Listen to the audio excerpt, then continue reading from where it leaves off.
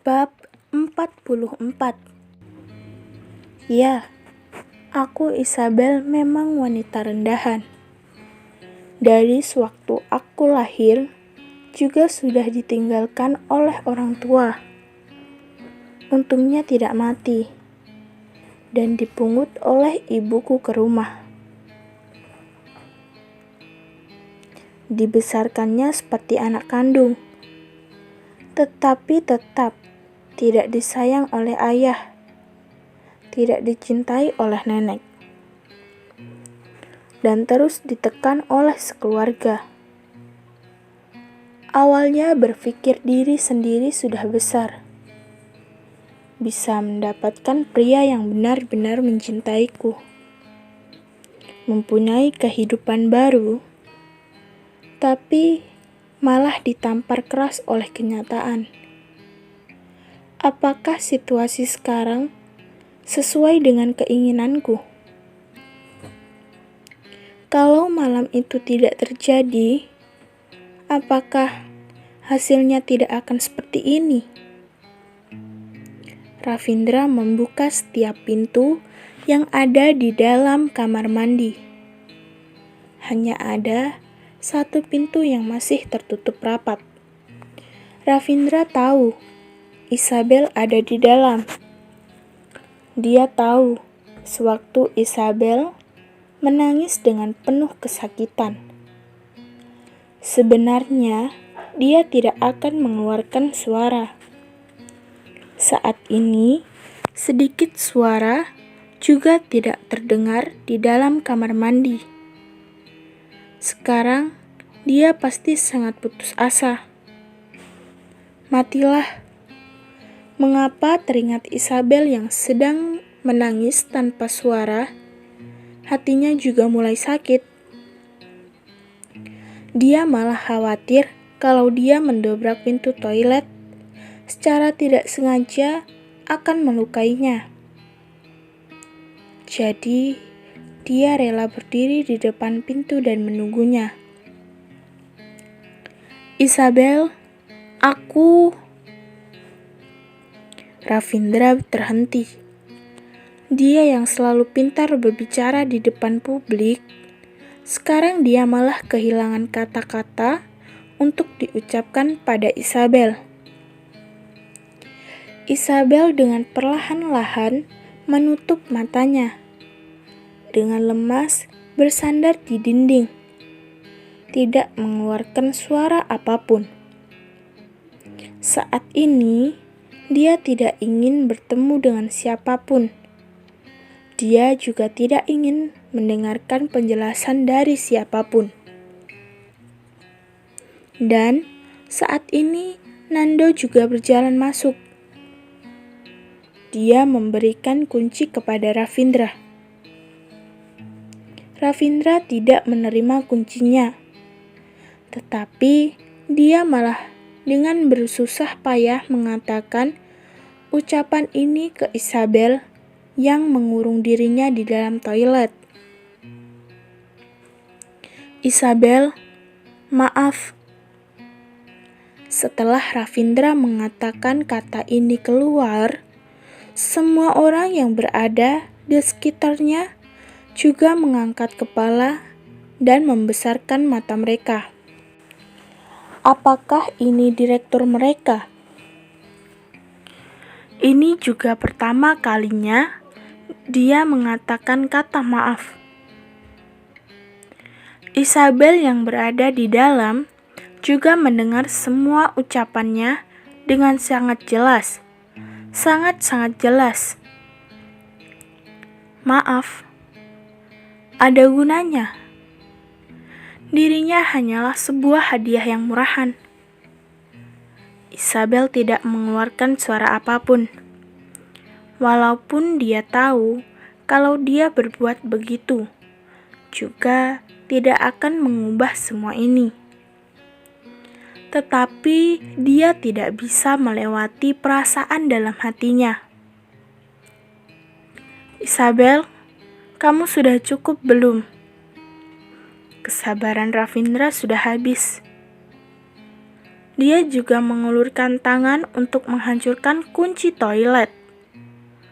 Kemudian, dengan sekuat tenaga membuka pintunya. Kata yang seharusnya akan diucapkannya juga dengan cepat ditelannya ke dalam perut. Dia melihat tikus kecil yang terus bergetar dan bersembunyi di satu sudut, mengeluarkan air mata tanpa suara. Dengan pandangan penuh keputusasaan menatapnya. Tikus kecil, otak Ravindra dengan cepat kembali tenang.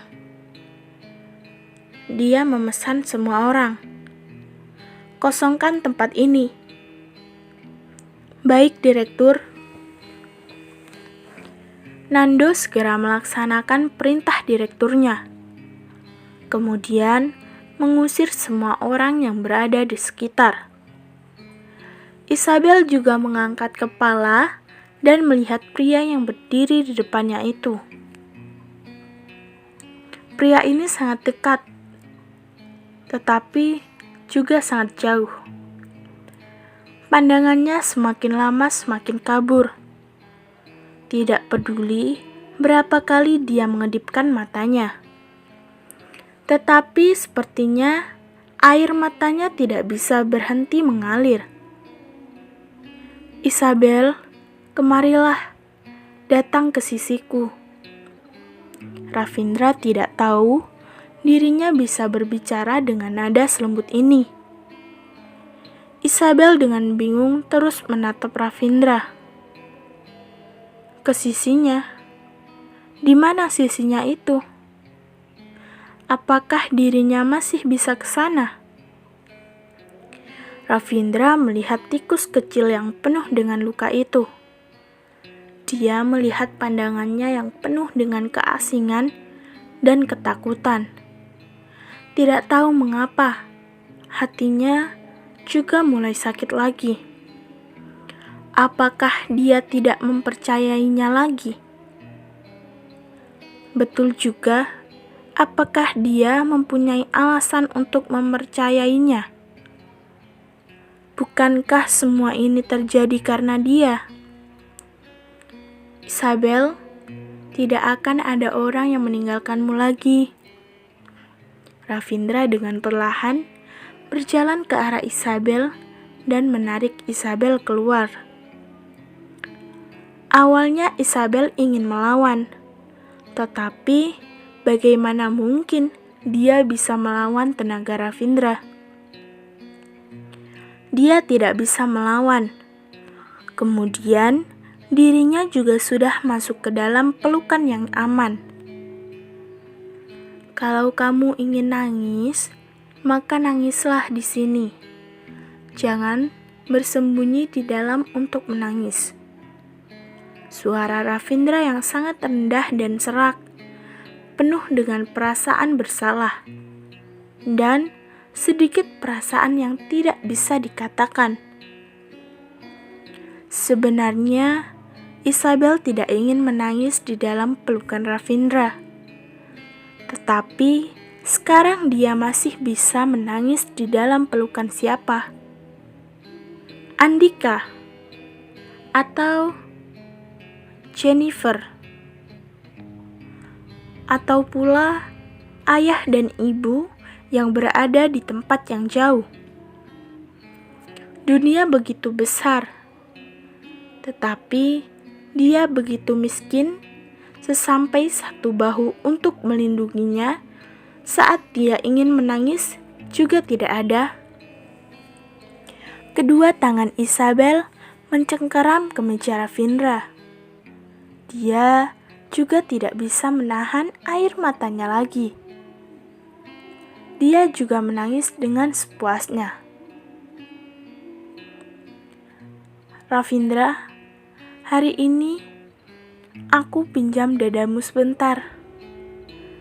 Kedepannya, aku tidak akan meminjamnya lagi. Aku tidak akan menangis seperti ini di depanmu lagi. aku akan melakukan kewajibanku dengan baik. Melakukan kewajiban sebuah hadiah. Aku tidak akan berharap sesuatu yang lebih lagi. Aku akan dengan baik, dengan patuh, melakukan semuanya dengan sempurna sampai di hari kontrak kota berakhir. Merasakan semua emosi yang keluar dari Isabel, tangan Ravindra membeku di udara selama 3 detik. Akhirnya, tangannya juga diposisikan di kepala Isabel. Dengan ringan, mengelus-elus rambutnya yang sudah berantakan itu. Dia sama sekali tidak pernah menghibur seseorang wanita. Pertama kali dia melakukan hal ini.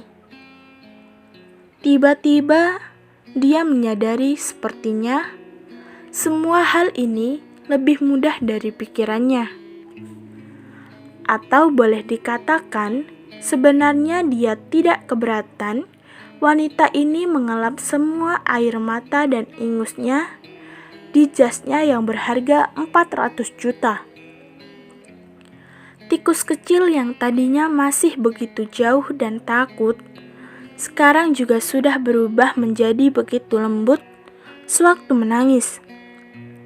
Ravindra sama sekali tidak tahu bahwa air mata seorang wanita bisa sebanyak ini.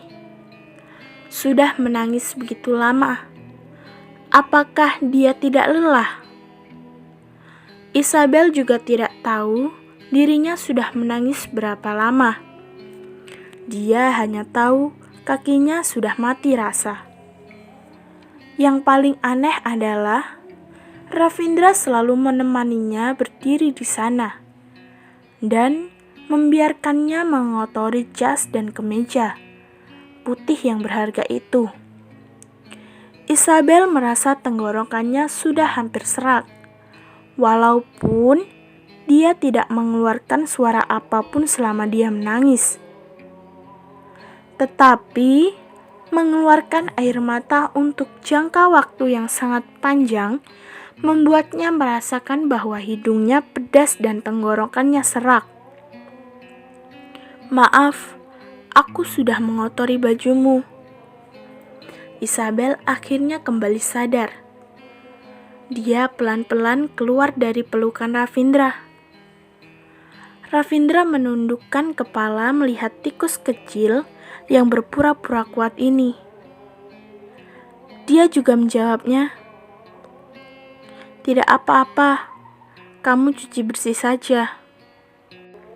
Setelah Isabel mendengar jawaban ini, dengan suara yang serak dia bertanya, "Seharusnya aku berterima kasih padamu karena kamu tidak menyuruhku untuk membelikanmu baju baru, kan? Aku takut kamu tidak sanggup." Ravindra dengan suara ringan menjawabnya.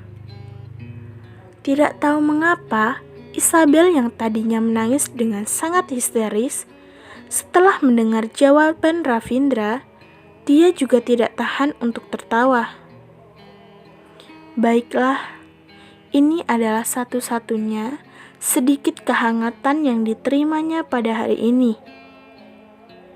Ravindra dengan cepat membawa Isabel meninggalkan perusahaan. Setelah masalah ini terjadi hari ini, sepertinya kerjasama dengan perusahaan Korea juga tidak bisa dilakukan lagi. Masalah belakang masih sangat memusingkan. Rumah besar keluarga Kitadara juga berada di kota N. Di kota S juga ada villa yang bernilai 2 triliun. Pengurus rumah tangga dari awal juga sudah menerima telepon dan telah menunggu di villa.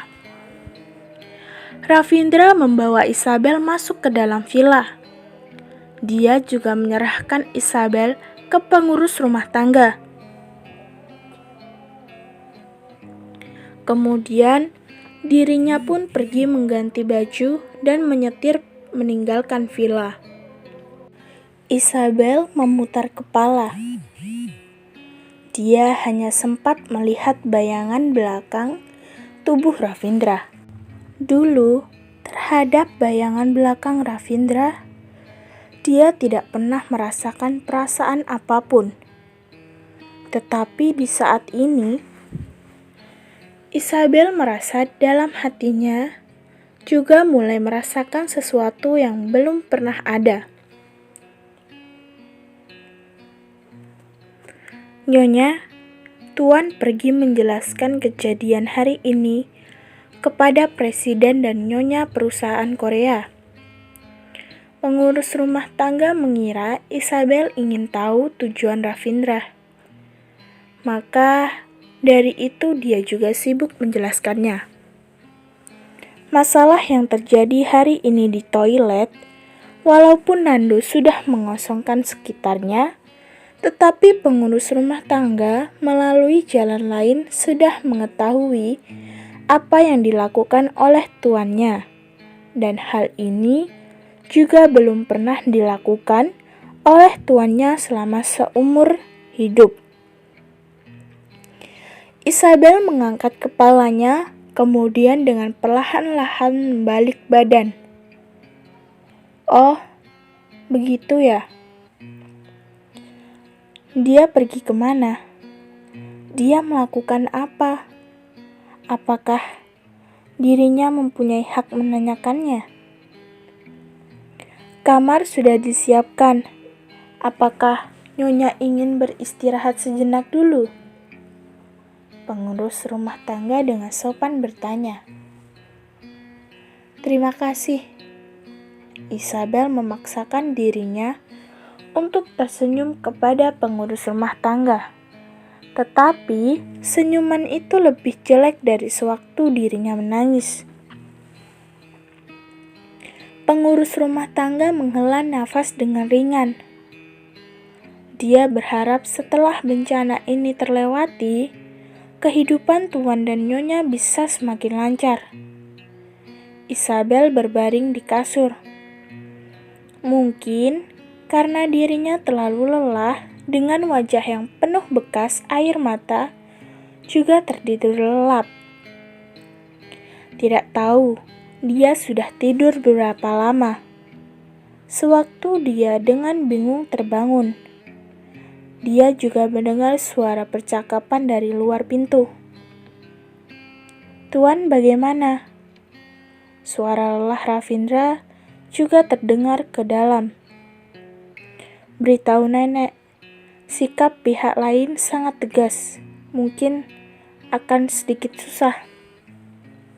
Pengurus rumah tangga langsung menjawab. Maksud dari Nyonya tua adalah bagaimana kalau bawa Nyonya kecil untuk menjelaskannya. Ravindra ragu untuk sesaat.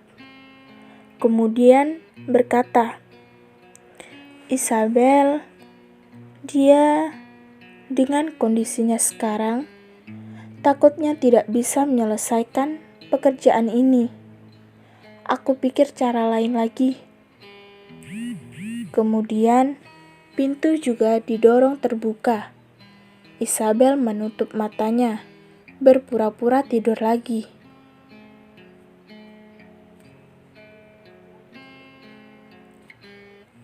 Ravindra melihat Isabel yang masih tertidur. Sejenak, dia juga lega dengan lelah melepaskan jasnya dan memberikannya ke pengurus rumah tangga dan berkata, Baiklah, semuanya, keluarlah. Baik, Tuan. Pengurus rumah tangga membawa sekelompok pelayan wanita untuk turun ke bawah. Di dalam kamar juga hanya tersisa Isabel dan Ravindra saja. Nafas Isabel sejenak juga semakin berat untuk tidak membiarkan Ravindra menemukan dia sedang berpura-pura tertidur. Dia membalik badan dan menghadap ke arah dinding. Ravindra seperti tidak menemukan keanehan Isabel. Dengan cepat juga masuk ke kamar mandi untuk mandi. Kemudian, dia juga berbaring di kasur dengan tubuh yang penuh dengan uap air. Isabel terus membesarkan matanya. Dia berusaha keras mendengar gerakan yang ada di belakangnya. Sewaktu dia mendengar Ravindra yang naik ke kasur dan berbaring di sisinya, pikiran dalam otaknya seketika menjadi kosong.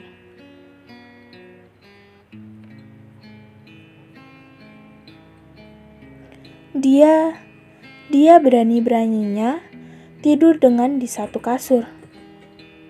Apakah dia tidak berencana tidur di ruang kerja atau kamar tamu? Dia hanya salah masuk kamar sewaktu ulang tahun. Maka dari itu dirinya baru tidur sekasur dengannya. Dan beberapa hari ini dia juga tidur sendiri. Mengapa hari ini dia masuk ke kamarnya? Ravindra baru saja terbaring. Dia berbalik dan melihat punggung Isabel yang mengeras. Apa posisinya sekarang? Sewaktu dia tidur, dia bukan seperti ini. Sewaktu dia tidur, dia akan tanpa sadar masuk ke dalam pelukannya. Apakah dari awal dia sudah bangun? Melihat Isabel yang berusaha untuk berpura-pura tidur, hati Ravindra yang sangat kacau juga perlahan-lahan menjadi tenang. Ujung matanya berkedip, sesaat matanya juga bersinar terang. Suasana hatinya juga semakin membaik. Ravindra juga tidak tahu mengapa dirinya berbuat begitu. Dia juga mengulurkan tangan dan menarik Isabel yang sedang berpura-pura tertidur ke dalam pelukannya. Isabel sama sekali tidak berpikiran bahwa Ravindra bisa begitu berani menariknya masuk ke dalam pelukannya. Karena begitu terkejut, Isabel juga sudah lupa bahwa dia sedang berpura-pura tertidur. Dia dengan bingung menatap terus dada Ravindra yang begitu putih dan sempurna. Aura panas pelan-pelan mengalir dari badan pihak lain.